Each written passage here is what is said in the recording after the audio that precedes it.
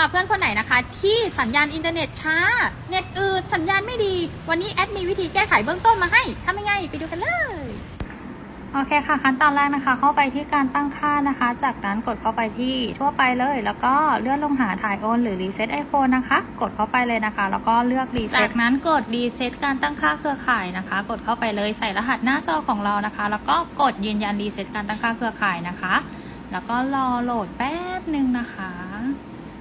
พอโหลดเสร็จปุ๊บก็จะขึ้นหน้าต่าง Apple แบบนี้เลยแค่นี้เองค่ะลองเอาไปทำตามกันดูนะคะง่ายมากๆเลย